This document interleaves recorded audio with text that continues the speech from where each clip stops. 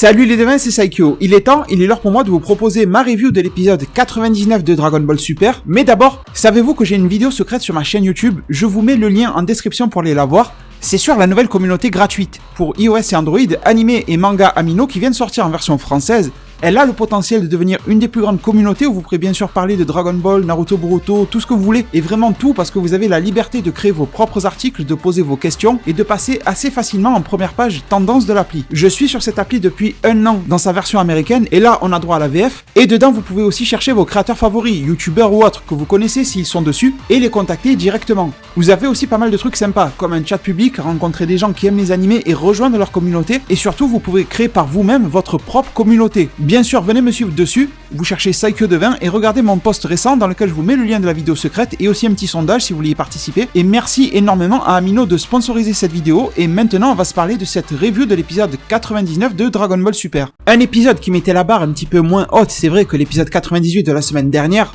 mais quand même qui était vraiment très très bon. Honnêtement, vous me direz ce que vous en pensez directement en zone commentaire. Moi, j'ai passé un excellent moment devant cet épisode-là. On aura toujours des trucs à redire sur Dragon Ball Super et sur chaque épisode de Dragon Ball Super, mais dans l'ensemble, ça reste de l'excellent divertissement, je trouve. Et donc, c'était le cas pour cet épisode 99, qui a repris, et bien très logiquement, directement à la suite de la destruction de l'univers 9 de la part des Zeno, et une petite information qu'il faut un petit peu prendre avec des pincettes, mais bon, elle a quand même été dite par Goku, donc je pense que c'est plutôt sûr maintenant. Une question que je vous ai posée et que je vous pose encore, parce que voilà, il y a les reviews sur la chaîne de la version manga, comme on dit papier, de Dragon Ball Super, et on en est encore à l'arc Zamasu là-dedans. Et là, l'animé a reparlé justement de cette fin d'arc Zamasu en animé il y a un an en arrière, avec Goku qui dit à Vegeta, ouais mais tu sais, rappelle-toi, on a déjà vu un univers se faire péter. Et là, on a eu des images de Zeno pétant l'univers 7 dans la timeline de Mirai Trunks. Et si vous avez l'habitude de me suivre sur cette chaîne, bah vous savez que je vous ai souvent posé la question, est-ce que Mirai Zeno avait pété toute la Mirai Timeline, si vous voulez, ou est-ce qu'il avait pété uniquement l'univers? Enfin bon, on ne savait pas vraiment. Et là, d'après ce que Goku a dit, bon, Goku ne peut pas savoir vraiment ce qu'a pu péter Zeno, vu qu'il n'a pas pu aller visiter par lui-même tout le multivers. Et c'était aussi une question que je me posais, parce qu'à l'époque, Zeno avait dit ce monde doit disparaître. Et pour moi, ce monde, c'est pas l'univers, c'est le monde, c'est la timeline, vous voyez, c'est le multivers composé de 12 univers. Bon, et là, en tout cas, Goku nous dit que c'est l'univers qui aurait été pété. Moi, ça me dérange pas, en tout cas, voilà. L'info est là, je trouve que c'était plutôt cool d'en parler. Et derrière, on a quelques paroles plutôt normales, j'ai envie de dire, de la part de Morito, l'ange de l'univers 9, qui nous dit directement, et ça correspond parfaitement à sa description en biographie que je vous avais présentée il y a plusieurs mois en arrière maintenant sur la chaîne. N'hésitez pas, si vous êtes intéressé par les dieux, les anges, etc., savoir comment chacun pense d'après l'auto-animation, c'est sur ma chaîne, c'est une vidéo qui s'appelle de mémoire la biographie des 36 dieux révélés, un truc comme ça. Je pense que vous allez trouver facilement. Et on nous avait dit tout simplement que Morito détestait les dieux de son univers. En gros, voilà, ils en avaient fait un petit peu un univers poubelle, ils le géraient super mal, et qu'en gros, ils pouvaient plus se les blairer. Voilà pourquoi Morito est si souriant que ça. Mais s'il n'y avait que Morito qui tapait des sourires comme ça passe. Mais quand je vois les airs de regard du grand prêtre, il a forcément quelque chose derrière la tête. Que ça soit en bien ou en mal, mais il a forcément quelque chose. Je sais pas pour vous, et je vais poser la question différemment. C'est vrai que ces derniers temps, on n'arrête pas de se dire, est-ce que le grand prêtre est méchant? Je vais prendre la question à l'envers et vous dire, d'après vous, est-ce que le grand prêtre est neutre? Je pense que c'est une meilleure question à poser. En tout cas, moi, vous avez ma réponse, je ne crois pas. Derrière, on a aussi eu quelque chose que j'ai beaucoup aimé. De mémoire, c'est le Kaioshin de l'univers 1 qui s'appelle Anato, qui fait une remarque, j'avais envie de dire, mais enfin, ils en parlent dans la série. Parce que c'est vrai que j'étais pas mal irrité, on va dire, parce que je m'en fous, au final, chacun dit ce qu'il veut. Mais ça m'agaçait un petit peu de voir partout les gens, peu importe, connus, pas connus, je parle pas forcément de youtubeurs, je parle vraiment de tout le monde, je parle de la communauté de fans de Dragon Ball. Dire que Goku était un petit peu le fautif de tout ça, que c'était lui le méchant en quelque sorte, et de dire que c'était lui qui avait tout déclenché, la destruction des univers, etc. Mais qu'est-ce qu'il a fait d'en parler à Zeno et compagnie? Alors que, comme le dit Anato, la destruction des univers était programmée et elle était voulue par Zeno bien avant que Goku ne lui parle ou lui donne l'idée d'un tournoi. Et donc la seule chose qu'a fait Goku, c'est d'arriver à pouvoir donner à un univers la chance de pouvoir s'en sortir. Donc, en quelque sorte, Anato confirme ce que je vous disais depuis un bon moment sur la chaîne, comme quoi Goku va arriver à sauver au moins un univers de ce gros merdier qu'il y a dans la tête à Zeno. Bon, après on a un petit peu une mise en scène presque surjouée avec Kaioshin qui transpire machin, qui s'agrippe les genoux en disant qu'il ne sent plus le ki de ceux de l'univers 9. Bon, ça me fait bizarre de voir un Kaioshin paniquer à ce point, mais c'est vrai que si on regarde bien Shin de l'univers 7, Il a toujours eu des pics de tension comme ça, hein, des pics de panique et tout. Même face à Majin Buu, il se chiait dessus de peur à l'époque. Il avait raison parce qu'il ne connaissait pas les capacités de Goku et sa bande. Mais bon, il a toujours un petit peu été dans le surjoué, vous voyez. Mais disons que pour un Kaioshin qui a vécu maintenant autant d'aventures auprès de la Team Z, j'aurais peut-être pensé qu'il serait resté un petit peu plus calme. Enfin bref, derrière, on a aussi quelque chose d'intéressant et qui va sûrement mettre les gens encore plus sur la piste des anges qui pourraient être méchants ou qui mijotent un truc, voilà, quelque chose comme ça. Avec cette fameuse Vados de l'univers 6 qui s'est mise à surjouer elle aussi, les adieux avec Champa, en lui disant Champa-sama, il va falloir se dire au revoir, etc. Et on sentait que c'était forcé, vraiment, ça ne sortait pas du cœur. Et pour le moment, je ne sais pas comment vous l'avez perçu, mais j'ai pas senti Vados comme étant spécialement méchante. Je sens juste que, conformément à son rôle d'ange, elle est neutre, et je la sens un petit peu trop condescendante avec Champa, presque on va dire un petit peu moqueuse, il faut le dire. Faire ça, c'est un petit peu ricaner du sort de ce qui risque d'attendre Champa, et Champa n'a pas manqué de lui faire remarquer. Alors que quand j'observe le cas de Whis, eh ben je sais pas pour vous aussi, mais je sens, j'ai presque envie de dire un petit peu un lien d'amitié entre Beerus et Whis.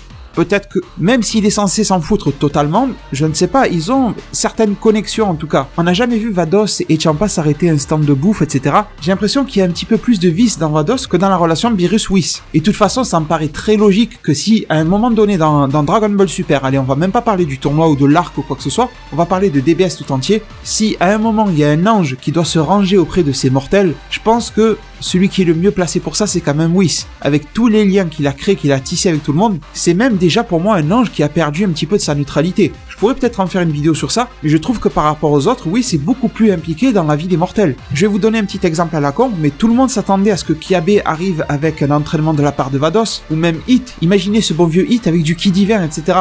Pourtant, Vados ne l'a pas entraîné, alors que même avant que le tournoi du pouvoir ne débute, d'accord, c'était sous les ordres un petit peu de Beerus, mais Whis s'est exécuté et a entraîné Goku et Vegeta. Et là, quand Goku a dit à Whis, est-ce que tu peux m'entraîner pour le tournoi du pouvoir? Il y a quelques épisodes filler en arrière, la semi-filler plutôt. Whis a aussi répondu présent, rappelez-vous, c'était très rapide. Ils étaient dans la salle d'entraînement de Vegeta, la capsule corps. Donc Whis quand même, il se mouille un petit peu, je veux dire, pour l'univers 7. On n'en a pas l'impression, mais c'est quand même le cas. Bon, derrière, on a encore une petite crise vite fait de panique de la part de Krillin, mais qui se ressaisit, ça fait directement référence au semi-filler dans lequel il paniquait à mort, mais il se reprend très vite. La phrase de Piccolo assez intéressante, avec quelques petites remarques de Piccolo, avec Gohan aussi qui essaie de checker un petit peu l'état moral de son équipe.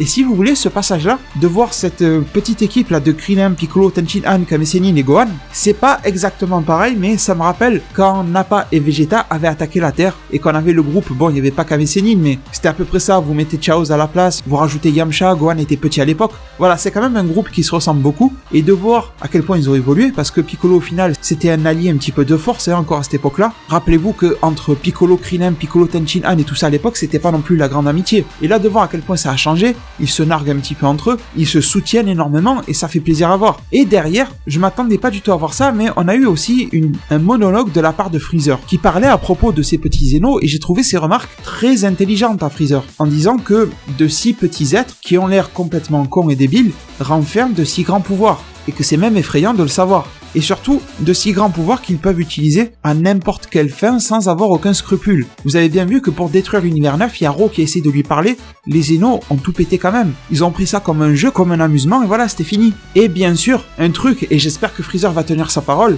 quand il a dit « je promets », on fait un truc du genre « je promets de pouvoir les dominer un jour ».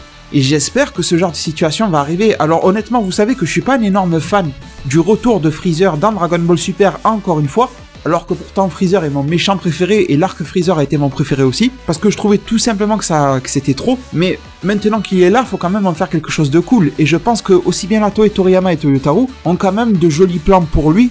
Ils n'ont pas fait juste revenir à 100% parce qu'il fait vendre des figurines et je sais pas trop quoi. Ils ont dû quand même penser à un petit truc dans le scénario qui va être cool, j'espère. Et quand je recolle les morceaux autour de Freezer, déjà la dernière fois, il a fait comprendre que il allait mettre des bâtons dans les roues de Beerus et dans les dieux de manière générale, et là, il n'a pas l'air d'avoir si peur que ça de comploter, de faire des plans autour des Zénos. Ça veut pas dire qu'il va aller et les poignarder dans le dos, le Daishinkan ne laisserait pas faire ça.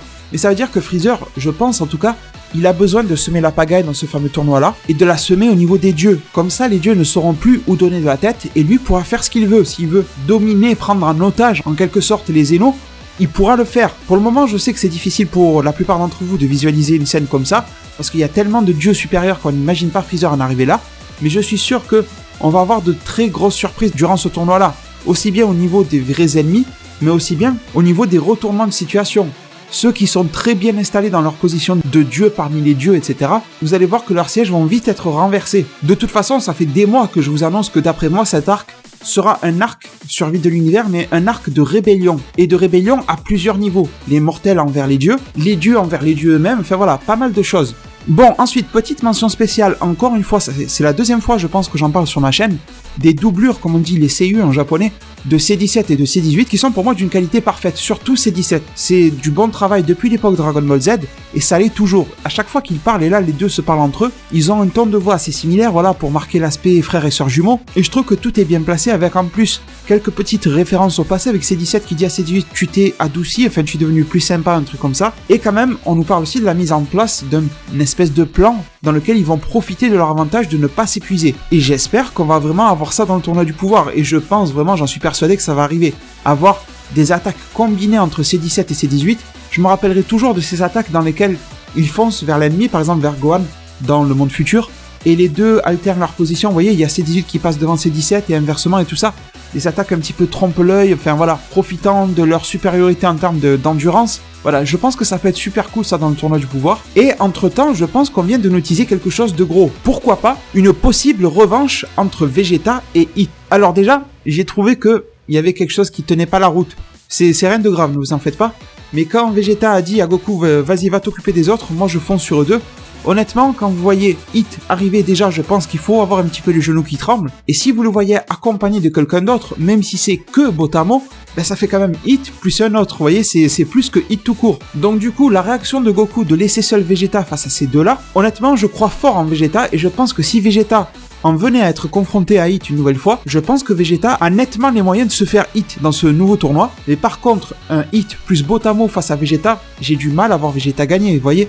Donc, la confiance de Vegeta, je la comprends, il est toujours confiant, même s'il perd, il va revenir à la charge. Mais bien sûr, si la Toei Animation a décidé de faire en sorte que Goku s'en aille, c'est parce que ils avaient prévu leur coup, le fait que Hit n'allait pas combattre Vegeta, en tout cas pour le moment, et que c'était Botamo qui allait se foutre devant. Mais du coup, ça soulève une question, est-ce que là, on vient de nous faire un petit teaser, du foreshadowing, etc., pour nous faire comprendre que Vegeta va affronter Hit une nouvelle fois? Honnêtement, je trouverais que ça serait cool.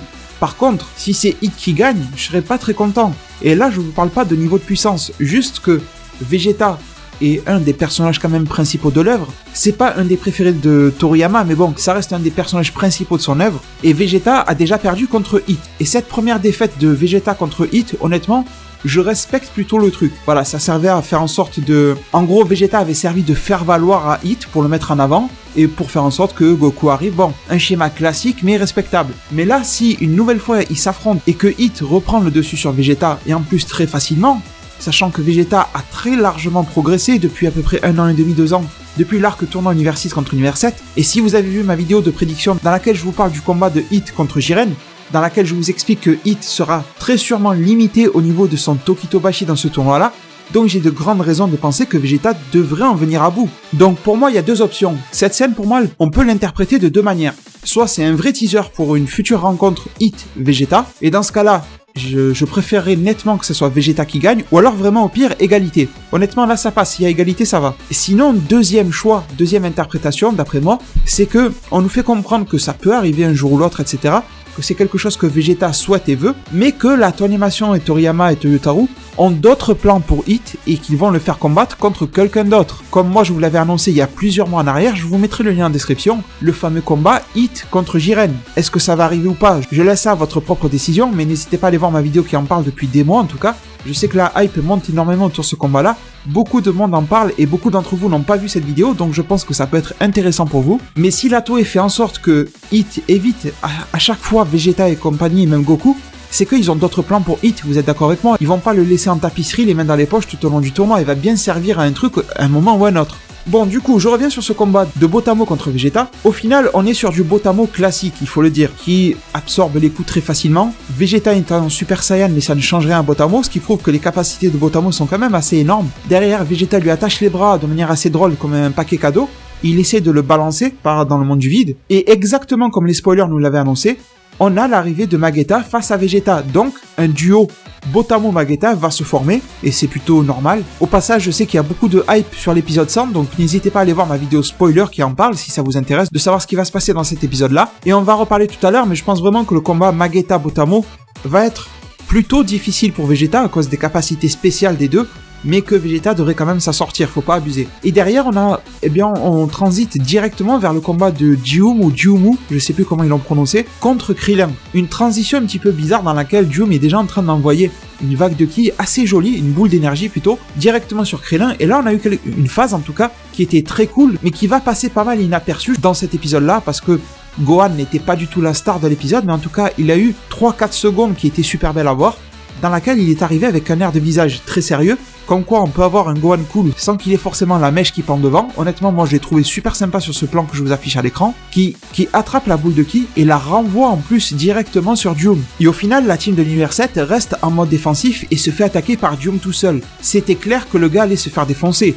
Surtout que Krillin a dit qu'il n'allait pas écouter les conseils de Beerus, qu'il allait quand même essayer de se faire les gars qui sont à peu près à sa portée. Il a pas tort, en même temps, il faut quand même essayer de se rendre rentable au tournoi. Et une chose que je voulais vous dire, et je sais pas si vous avez remarqué, mais il a été dit par Gohan, je crois, je suis pas sûr, mais en tout cas un de ces gars-là, de cette équipe de Gohan, qu'il leur suffisait de rester à leur place et d'attendre les ennemis, de se débarrasser de ceux qui attaquent, mais de n'attaquer personne. Comme ça, ils pouvaient garantir plus facilement la victoire de l'univers 7. Cette stratégie est très bonne, mais on va s'en reparler.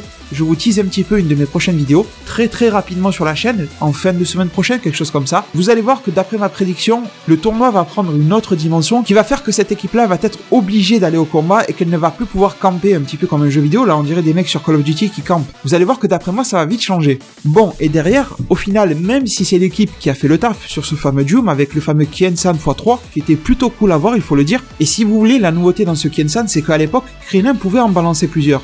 Mais il fallait qu'il en fasse un par main. Rappelez-vous, même dans les jeux vidéo, on le fait souvent. Mais par contre, il n'a jamais fait de Kien-san unique, il en sort un seul au-dessus de sa main, qui va se diviser en 3.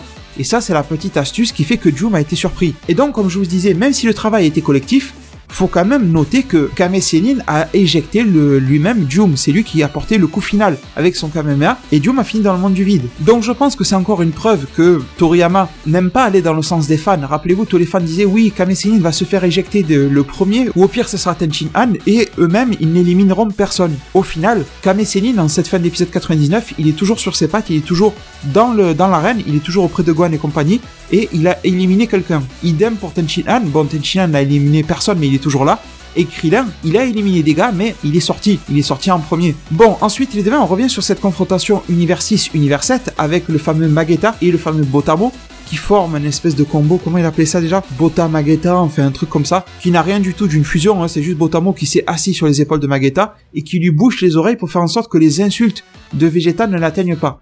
Honnêtement, c'était un petit peu débile. D'habitude, je suis plutôt client de ces trucs-là, parce que ça me rappelle un petit peu Dragon Ball à l'époque, sans le Z, quand Goku était petit, les blagues et tout ça. Là, est-ce que c'était bien placé? Est-ce que c'était bien fait? Je sais pas. C'était drôle à voir, et ça me met un petit peu encore plus sur la piste que Botamo et Magetta risquent de pas durer bien longtemps. Et derrière, alors, transition sur le combat de C18 et de Shuza. Finalement, Shuza, ce n'est pas le gars qui est aveugle, mais c'est celui-là, celui qui est plutôt costaud. Alors C18 domine très largement, comme le fait remarquer Whis, et vous voyez là, par exemple, quand Whis a dit « Oh, il semble que C18 se démerde bien face à Shuza », ben j'ai senti Whis quand même un petit peu plus honnête que les autres anges. Si vous comparez avec Vados quand elle parle, d'accord, Whis n'avait pas l'air super heureux, c'est pas le truc de sa vie, mais il avait l'air quand même un petit peu content que C18 fasse ses preuves. Bon, et derrière, face à cette domination de C18, Shuza a un plan de traître, et ça ressemble bien justement à son univers 4, dans lequel il fait le mort, enfin il se fait passer pour KO, mort, je sais pas trop quoi, et ensuite il mitraille de qui? C18. Alors c'est un petit peu surprenant de voir C18 se faire avoir par ça et baisser sa garde à ce point, c'est même un petit peu décevant de sa part, mais bon, la Toei a voulu la jouer comme ça, je vais pas m'arrêter sur ça pendant 40 ans, et derrière ça a permis d'avoir une scène très cool dans laquelle C18 a failli se faire éjecter, faut le dire, elle était en train de perdre,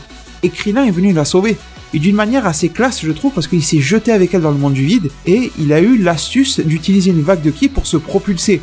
Un petit peu comme Goku enfant, qui utilisait le Kamehameha par les pieds pour ne pas tomber hors du ring du tournoi et tout ça. C'était assez cool, et d'ailleurs, je vais pas en parler de toutes, mais il y a eu beaucoup de références à Dragon Ball, la période de jeunesse de Goku, dans ce fameux épisode 99 de DBS. Et ça, je pense que c'était une référence éloignée, mais ça en était quand même une. Et derrière, on a eu quelque chose que j'ai beaucoup aimé en tout cas, l'attaque coopérative là, de C18 et de Krillin. Alors l'enchaînement au corps à corps était réussi, mais ce qui a fait le clou du spectacle, c'était vraiment cette boule d'énergie. Dommage qu'ils n'y ont pas donné de nom, parce que ça aurait pu être une belle cinématique dans un jeu vidéo. Mais bon, je suis sûr qu'un Dragon Ball Heroes ou quoi lui donnera vite fait un nom. Mais en tout cas, cette attaque dans laquelle ils se sont mis un petit peu à jouer au tennis, et en même temps, il y a eu un petit peu un effet boule de neige, parce qu'à chaque fois où il se renvoyait la balle, il se la renvoyait en amplifiant la quantité de ki à l'intérieur, ce qui fait que l'adversaire a été trompé parce que il se disait je dois me placer à tel endroit pour esquiver une boule d'énergie de telle taille, sauf qu'il se la renvoyait encore plus vite, ce qui troublait les perceptions de Shuza et encore plus énorme à chaque fois. Jusqu'à ce que C18 y mettent le paquet pour défoncer Shuza. J'ai trouvé la stratégie assez réussie, et derrière on a un petit peu Krillin, Beerus, C18, tout ça qui jubile, et je trouve que l'univers 4 est assez désorganisé parce qu'au lieu d'attaquer à plusieurs, ils arrivent un par un petit peu chacun leur tour.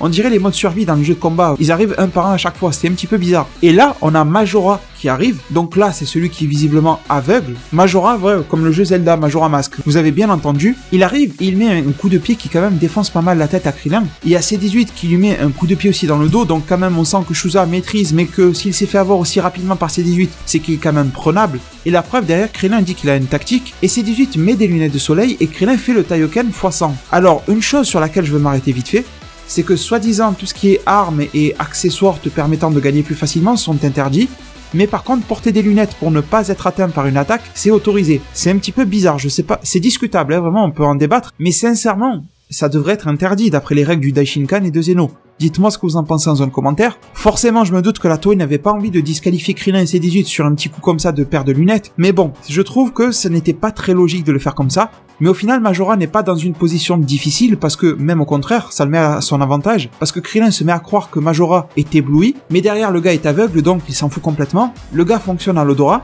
Et donc je vais vous parler des références à Dragon Ball. Et bien là, on en a une avec les lunettes de soleil de C18, comme Goku l'avait fait à l'époque face au Taioken. Et là, on en a une autre parce que bon, Krillin et Majora se livrent dans un combat plutôt joli à voir, assez dynamique. Et derrière, eh bien, on a une référence à l'épisode 21 de Dragon Ball, dans lequel Krillin avait affronté le gars qui s'appelait Bacterian. Et ce Bacterian puait à mort. Et Krillin était là en se disant qu'il n'arrivait pas à gagner, que le mec puait trop et tout ça. Et d'un coup, il y a Goku qui arrive et qui dit à Krillin, t'as pas de nez, donc comment est-ce que tu peux sentir sa mauvaise odeur? C'est bon, vas-y, bats-toi. Et là, Krillin s'était rendu compte du truc. Et là, on va dire que c'est un petit peu l'opposé, la situation inverse. Comme quoi, son adversaire a un odorat surdéveloppé et Krillin a des chaussures qui puent. Et oui, Krillin n'a pas acheté sa Geox, la chaussure qui respire. Et en plus de ça, Krillin, il a dû passer sur GodTube voir la vidéo du journaliste irakien qui jetait sa chaussure en plein dans la gueule à George Bush. Et il s'est dit, je vais faire pareil. Et il a balancé en plein sur le nez de ce fameux Majora. Et Majora, forcément, il n'en pouvait plus. Son seul sens qui était surdéveloppé et perturbé. Et Krillin le finit avec un très joli Kamehameha. Alors honnêtement, ce Majora, j'en suis pas déçu, mais j'en attendais plus quand même parce qu'il nous avait été montré dans tout ce qu'on appelle le matériel promotionnel concernant Dragon Ball Super, c'est-à-dire les trailers et tout ça, on l'avait vu un petit peu partout, l'opening, les screenshots qui avaient fuité un petit peu partout. Donc on se disait que le mec allait servir un petit peu plus à quelque chose. Pas un truc de fou, mais vous voyez par exemple Bergamo, le trio du danger, ils ont assuré leur rôle. Ben, je trouve que ce Majora n'a pas assuré son rôle. Et donc derrière, il se fait finir avec ce Kamehameha en pleine gueule. Et là, il y a un truc que je veux vous dire et ça m'a perturbé énormément, c'est que on voit les Zeno sur leur codepad en train d'appuyer les boutons, d'éliminer les dégâts et tout ça, aucun souci sur ça. Mais c'est juste que le codepad, là, je vous montre une image, j'étais en train de vous préparer une vidéo sur ça, et si vous regardez bien en haut à gauche, il y a un signe sur lequel vous voyez un serpent avec une épée machin. Et pour chaque univers, on avait vu qu'il y avait un sigle de la même manière. Et je m'étais mis à bosser justement sur ces sigles-là, je pense avoir quelque chose de bon à vous proposer, je pense savoir ce qui correspond à chacun des sigles, en termes de mythologie et tout ça, de référence. Sauf que là, je me sens un petit peu arnaqué parce que le signe de l'univers 4 a changé. Je vais vous mettre avant et après côte à côte, vous allez voir que ce n'est plus du tout le même. Alors, est-ce que c'est la Toonimation qui avait fait une erreur et qui a corrigé et ça va rester avec le serpent? Ou alors, est-ce que ça change pour une raison que je ne connais pas? Honnêtement, je ne sais pas. Pourquoi est-ce que les signes et ces références mythologiques changeraient d'épisode ou de minute en minute pour chaque univers et pourquoi ça ne serait pas le même à chaque fois? Honnêtement, je réfléchis, j'arrive pas trop à comprendre. La seule chose que je me suis dit, c'est que pourquoi pas, mais je pense pas, honnêtement, je pense pas du tout que ça soit ça. Est-ce que les sigles auraient un rapport avec le niveau dans le classement, un petit peu comme la note? Vous voyez, en gros, si tu es bien classé, tu as telle image, telle image. Un petit peu comme à l'école dans les années 60 où on te donnait une image, je sais pas quoi. Ben peut-être que justement le sigle change selon le rang de l'univers. Ça voudrait peut-être dire que les univers sont toujours en train d'être mesurés en termes de classement. Et donc, vu qu'ils viennent de perdre des membres, eh ben ils ont changé de sigle vu qu'ils sont tombés plus bas dans le classement. Bon, c'est bizarre, mais sinon je n'arrive pas à trouver d'autres solutions. Je pense pas que cette solution-là soit la bonne, c'est juste un truc qui m'est venu à chaud. Mais ça veut dire aussi que ça reporte un petit peu à plus tard ma vidéo sur le Godpad, ou alors je pourrais le faire en deux parties, pourquoi pas. Une pour présenter les sigles et leur signification, et après une deuxième pour essayer d'expliquer pourquoi ça change. Je pense que je vais la jouer comme ça. En tout cas, n'hésitez pas parce que je suis très curieux sur ça en zone commentaire. commentaires, je viendrai vous lire sans souci. Et du coup, on a encore Krillin qui jubile et qui pense avoir gagné, et derrière, on a le fameux Frost. Avec son ombre qui arrive sur le sol, on arrivait à distinguer que c'était la tête de Frost et pas celle de Freezer. Parce que j'avais vu pas mal de vos théories qui étaient intéressantes, me disant que ça serait sûrement Freezer qui va faire un coup de traître et éliminer Krillin de ce fameux tournoi. Chose qui aurait été cool et qui aurait été cohérente, j'ai envie de dire, sauf que Freezer aurait pas vraiment pu le faire vu qu'il y a le regard de Beerus qui est porté sur lui, il y a le Daishinkan à qui ça ne plairait pas vraiment que les univers se pètent entre eux-mêmes à l'intérieur d'un univers, donc ne vous inquiétez pas, le sosie des Freezer est là, il s'en charge, Frost est là, il arrive, le temps d'un éclair, il faut un coup de queue à Krillin, il l'éjecte en 2-2, et j'ai trouvé un petit peu bizarre que ça manquait de mise en scène autour de l'élimination, j'ai envie de dire, de Krillin. Au passage, si vous vous rappelez bien, les spoilers nous parlaient de disqualification de Krillin et pas d'élimination. Alors, petite théorie du complot à la con, est-ce que l'épisode devait se passer autrement, c'est-à-dire que Krillin donne les lunettes de soleil et du coup, il se fait disqualifier pour triche ou je sais pas quoi, ou est-ce que vous pensez que c'était juste les spoils qui se trompaient de mots, ce n'était pas une disqualification mais une vraie élimination. Dans tous les cas, c'est pas très grave, mais en tout cas, c'est intéressant d'avoir votre avis là-dessus. Et derrière, là où on croyait avoir un C18 contre Frost, eh bien Frost, il joue vraiment la carte du salopard dans ce tournoi-là.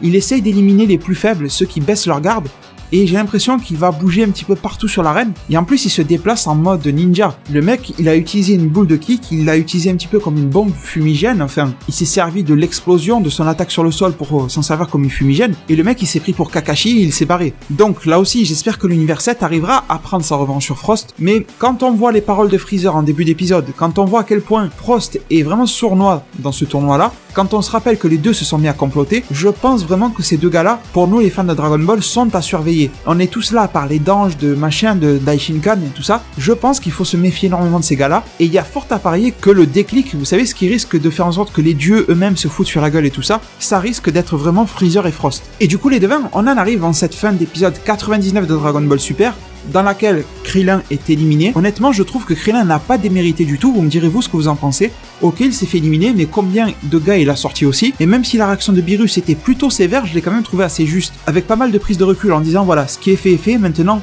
encourage-les, tu peux pas faire mieux. Et même si Kaioshin était stressé, était sévère, il lui a quand même dit, tu as fait de ton mieux. Donc voilà, je trouve que Krillin a quand même été assez bon. Et j'espère que ces 18 et ces 17 seront quand même là pour préserver son honneur, on va dire. Et le seul truc qui m'a fait bizarre, c'est que après l'élimination de Krillin, on a une tête sur Goku, plutôt sérieux en mode combat, qui se met à sourire. Alors je pense qu'il sourit en voyant son prochain ennemi arriver devant lui, et je pense très clairement qu'il sourit parce qu'il voit Caulifla arriver vers lui, mais son meilleur ami vient de se faire éjecter, en plus par Frost, qui est quand même un petit peu une rémanence de Freezer, on va dire, sachant que Freezer a tué Krillin à l'époque. Ça aurait dû énerver un petit peu Goku, je pense, mais c'est dommage que ça n'a pas été le cas. J'aurais bien voulu voir la détresse justement dans le regard et sur le visage de Goku, ça m'a manqué un petit peu. Sinon, écoutez les devins, à part ça, l'épisode 100 s'annonce énorme.